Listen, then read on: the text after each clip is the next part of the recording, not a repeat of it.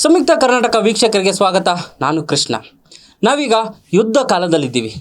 ಏನು ಇರಾನ್ ಮತ್ತು ಇಸ್ರೇಲ್ ಯುದ್ಧ ನಡೀತಾ ಇದೆ.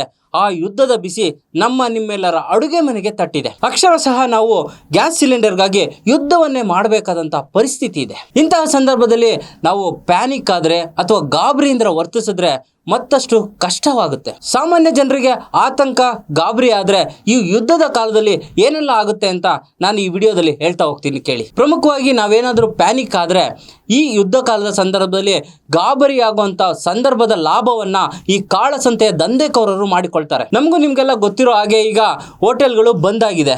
ಏನು ಕಮರ್ಷಿಯಲ್ ಗ್ಯಾಸ್ ಸಿಲಿಂಡರ್ ಸಿಗ್ತಾ ಇಲ್ಲ, ಅದರ ಸಪ್ಲೈ ಕಡಿಮೆ ಆಗಿದೆ ಅನ್ನೋ ಒಂದು ಮಾಹಿತಿ ಎಲ್ರಿಗೂ ಗೊತ್ತಿದೆ. ಇನ್ನು ಕಮರ್ಷಿಯಲ್ ಸಿಲಿಂಡರ್ ರೇಟ್ ಕಾಳಸಂತೆಯಲ್ಲಿ ನಿಜಕ್ಕೂ 6,000 ರೂಪಾಯಿಗಿನ ಹೆಚ್ಚು ಕೊಟ್ಟು ಕೊಂಡ್ಕೊಳ್ಬೇಕಾದಂಥ ಪರಿಸ್ಥಿತಿ ಎದುರಾಗಿದೆ. ಇದು ಇನ್ನೆಷ್ಟು ದಿನ ನಡೆಯುತ್ತೆ? ಈ ಕಮರ್ಷಿಯಲ್ ಗ್ಯಾಸ್ ಸಿಲಿಂಡರ್ಗೋಸ್ಕರ ನಾವು ಯುದ್ಧ ಮಾಡಬೇಕಂತ ಪರಿಸ್ಥಿತಿ ಇನ್ನೆಷ್ಟು ದಿನ ಆಗುತ್ತೆ ಅಂತ ಕೇಳಿದ್ರೆ, ನಿಜಕ್ಕೂ ಇರಾನ್, ಇಸ್ರೇಲ್ ಮತ್ತು ಅಮೆರಿಕ ಮಧ್ಯೆ ನಡೀತಕ್ಕಂಥ ಈ ಯುದ್ಧದ ವಾತಾವರಣ ಇನ್ನೆಷ್ಟು ದಿನ ನಡೆಯುತ್ತೆ? ಇನ್ನೊಂದು ವಾರದಲ್ಲಿ ಮುಗಿಯುತ್ತಾ, ಅಥವಾ ಇನ್ನೊಂದು 10 ದಿನದಲ್ಲಿ ಮುಗಿಯುತ್ತಾ, ಅಥವಾ ಇನ್ನೊಂದು 4-5 ದಿನದಲ್ಲೇ ಮುಗಿಯುತ್ತಾ? ಈ ಪ್ರಶ್ನೆಗೆ ಅಂತಾರಾಷ್ಟ್ರೀಯ ತಜ್ಞರಲ್ಲಿ ಸದ್ಯಕ್ಕೆ ಯಾವುದೇ ಉತ್ತರ ಇಲ್ಲ.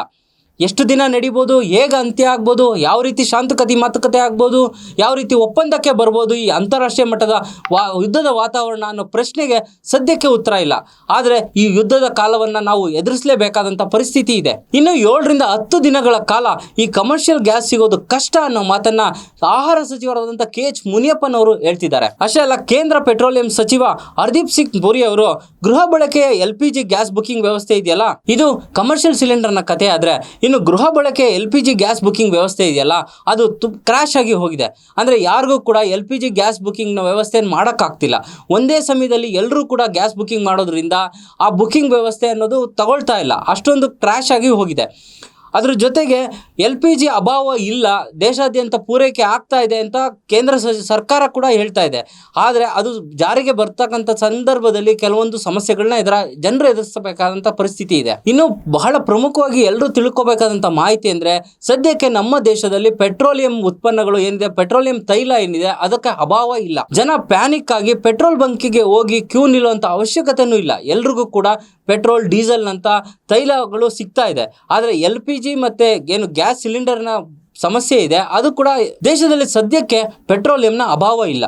ಅಂದರೆ ಪೆಟ್ರೋಲ್, ಡೀಸೆಲ್ನ ಪೂರೈಕೆ ಕಾಲಕ್ಕೆ ಆಗ್ತಾ ಇದೆ. ಸದ್ಯಕ್ಕಂತೂ ಪೆಟ್ರೋಲ್ನ ತುಂಬಿಸ್ಕೊಳ್ಳುವಂಥ ವ್ಯವಸ್ಥೆಗೆ ಮುಗಿಬೀಳುವಂಥ ಸಂದರ್ಭ ಎದುರಾಗಿಲ್ಲ. ಸಂಯುಕ್ತ ಕರ್ನಾಟಕ ವೀಕ್ಷಕರಿಗೆ ನಾವು ಹೇಳೋದೇನು ಅಂತಂದರೆ, ಈ ಯುದ್ಧ ಕಾಲವನ್ನು ನಾವು ಎದುರಿಸಲೇಬೇಕಾದಂಥ ಪರಿಸ್ಥಿತಿ ಇದೆ. ಏನು ಗ್ಯಾಸ್ ಸಿಲಿಂಡರ್ ಸಮಸ್ಯೆ ಇನ್ನು ಸ್ವಲ್ಪ ದಿನದಲ್ಲೇ ಬಗೆಹರಿಯುವಂಥ ಸಾಧ್ಯತೆಯೂ ಇದೆ. ಆದರೆ ಈ ಕಷ್ಟ ಕಾಲದಲ್ಲಿ ನಾವು ಪ್ಯಾನಿಕ್ ಆಗಿ, ಗಾಬರಿಯಾಗಿ ಯಾರೋ ಆ ದಂಧೆಕೋರರಿಗೆ ಲಾಭ ಮಾಡಿಕೊಳ್ಳುವಂಥ ಪರಿಸ್ಥಿತಿಯನ್ನು ಕೊಡೋದು ಬೇಡ. ಈ ಕಷ್ಟ ಕಾಲವನ್ನು ಪ್ಯಾನಿಕ್ ಆಗಿ ಮತ್ತು ಗಾಬರಿಯಿಂದ ಎದುರಿಸೋದು ಬೇಡ. ಸ್ವಲ್ಪ ತಾಳ್ಮೆ ಇರಲಿ. ಹಾಗೆ ಯುದ್ಧ ಕಷ್ಟ ಕಾಲನ ಎದುರಿಸುವ ಧೈರ್ಯ ನಿಮ್ಮೆಲ್ಲರ ಮಧ್ಯೆ ಇರಬೇಕಾಗಿದೆ.